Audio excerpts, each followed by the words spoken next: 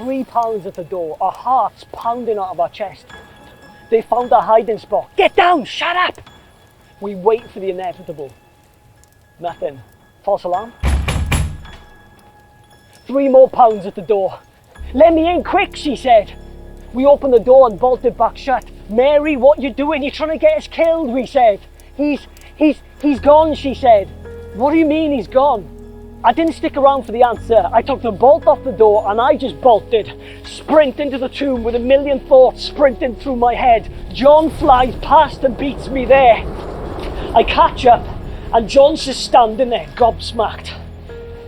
The stone was rolled over. I stoop into the place where Jesus' lifeless body lay just hours before. And now it's empty. Bar the clothes he was buried in, folded up tidy. It was empty. We look at each other speechless. I mean, could it? Has he done the impossible? The R word? We couldn't even bring ourselves to say it. Or we just being played, I thought. Some kind of sick joke, some trap set by the Romans, rabbis, Pilate, take your pick. We didn't hang around long enough to find out. We legged it back to the hiding spot. The others opened the door and bolted it back shut. And that's just before it happened. You know, the first time.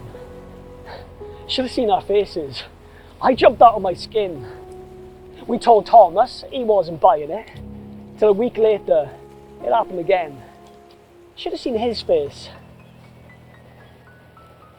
You'd think we'd known better a third time, right?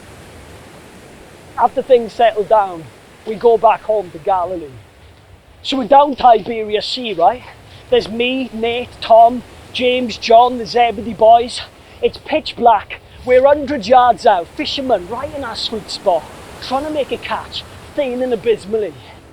Anyway, day's breaking and this randomer is wandering the shore. Any luck, boys, he said. Not a single sardine, we said. Try the other side of the boat, he said.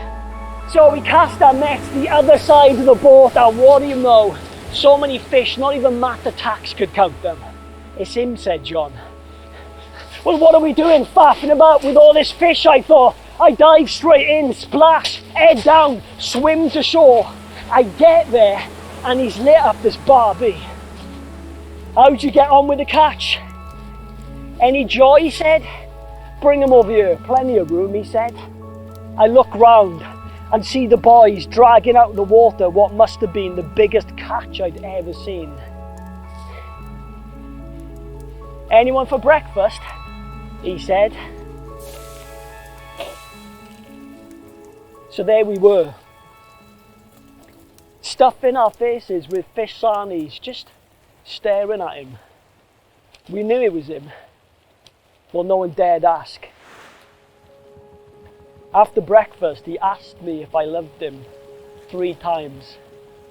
Yes, Lord, I said, as it brought to mind the 3 times I flat out denied him. Look after my sheep, he said. You got it, Lord, I said. He had, you know, done the impossible, risen. One time he asked us who he said he was. You're the Christ, I said. The anointed one. The one we'd all been waiting for. The hand-picked rescuer. Still, I didn't see it coming. Not the way it played out. But it was always part of the plan.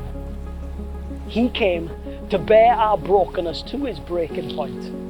From fully perfect to fully broken to 2 days later fully fixed, so we can be forever fixed in him. Like I said, he'd done the impossible, risen, and there's no denying it. That changes everything.